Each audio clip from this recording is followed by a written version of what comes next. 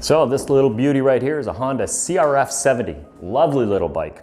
Usually, this one's been running rough. It's actually not a happy-go-lucky bike that it used to be.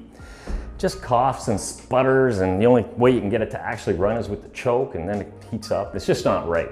And I'm gathering you're probably watching this video because your bike's probably doing something very similar to that. Most carbureted bikes, if they're giving you trouble, it's because those things are clogged up. All the jets inside there are so tiny, especially the pilot jet. That thing is so tiny, you get a little speck of dirt in there, you're messed up, this thing won't run right. So follow along, see what it's gonna take to get the carb off the bike, get that thing in bits, clean it up, put it all back together, back on the bike so you can go riding again. Let's start right here, this petcock. Shut the fuel off. Okay, now with that fuel line off, we can go ahead and pull it from the carburetor. It's just a clamp, pull it off. And then there's a vent hose on the back side. So spin it around, have a close look at that. That's just a vent, easily pops off. Now while we're on this side, we can pull the mounting bolt. There's two of them. One on this side, it's a number 8. Just whip that out of there and go on the other side and pop that one out. But take a close look right here, that spacer. We'll come back to that in a minute. Then you can loosen off the boot that connects it to the airbox and start threading out the slide. But oh, watch that. There it goes for a ride. Notice the O-ring in that thing. Okay, now we can pop out the slide and then wiggle out the carburetor. Now on the bottom of this thing, you'll notice we have a vent or an overflow hose. Just pull that off. And then there's a couple screws holding the bowl on. Some of them have 4, this one has 2. And when you pop it open, this one's pretty clean. Pull the axle out of the float, and then when you look on the bottom of the float, there's a float needle.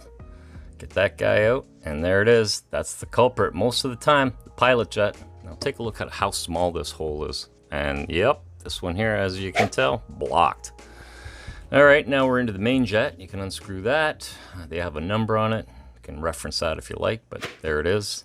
And then there's the emulsion tube. That's a number 8 wrench. Pull that out, and it's kind of neat. There's a bunch of holes in the side of that thing. Yeah, just interesting fact. And then there's a giant hole down the middle. There's your idle adjust screw. Unthread that, pull that out. There's a spring. This one's pretty mucky for some reason. Okay, the next thing I want to look at is the fuel mixture screw, and that's this right here. But you'll notice something peculiar about this particular one. It's not a slot like you would find on pretty much any other carb, like this one here, for example. An air screw or a fuel mixture screw is a slot, like you can see right here. But in this case, we got this weird D-shaped thing. That is a problem, unless you got the right tool, which is this little thing here, and it's a D-shaped socket. So let me look at this little guy. It perfectly matches inside this little guy right there. Now without that tool, you're kind of messed up. You can't get it with a slot or an Allen key or anything else. Otherwise you'll bodger it up. So get the right tool. Now, you don't just want to start yarding this thing out without knowing where it's actually set. So you're going to count how many turns out it is from being bottomed out. Half, 1, half, oh, so it's 1 and about just over a quarter. So 1 1/4 turns is how far out that thing was set. So now we know when we put this thing back together where it was set and where it was running good before. So let's go there. But now we can take it all the way out. Okay, there you go. Fuel screw and a spring on there.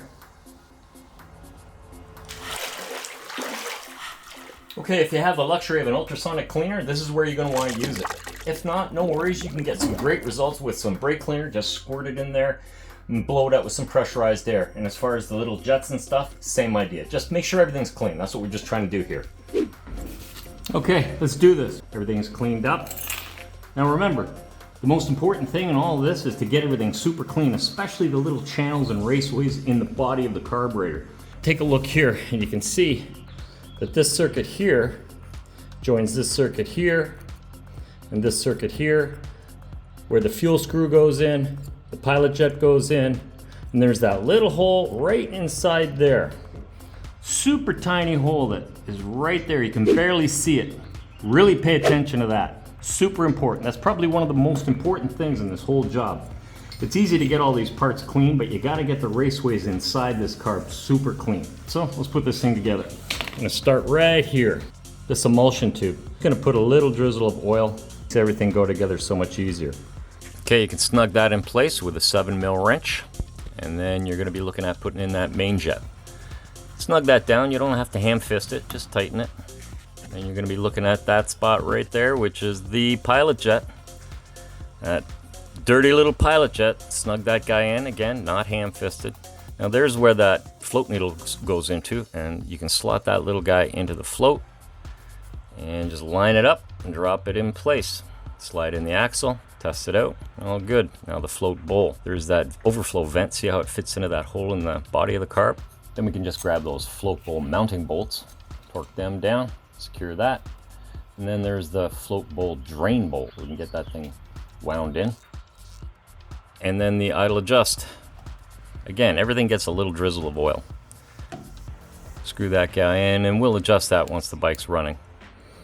Okay, and that's where the fuel mixture screw goes in. Grab that guy, again, a little bit of oil, line it up, pop that spring on, jam it in the hole, find your special socket, and have at it.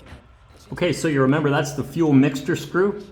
We've got it buried all the way in, and now we're gonna go 1 1/4 turns out. So that's half, 1/4, just like it was when the bike was running good.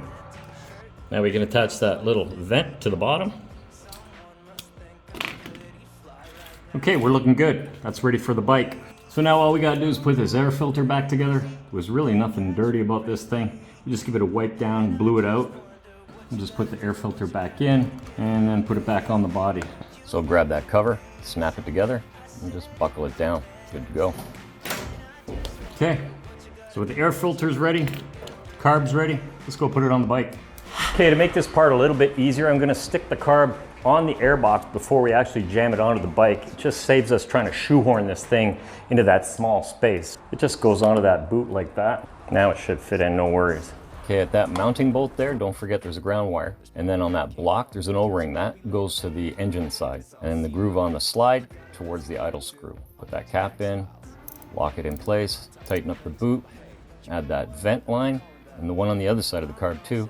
And I added a new gas line with an inline filter. That's very important. It's actually a really good idea. Okay, all we gotta do now is get this thing off the hoist, get it outside, and see if it actually runs.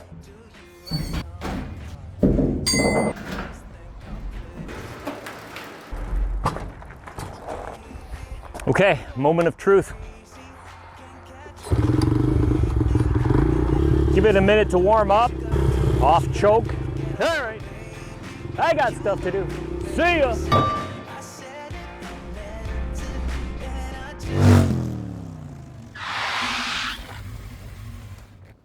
Thoughts? I read crazier stuff.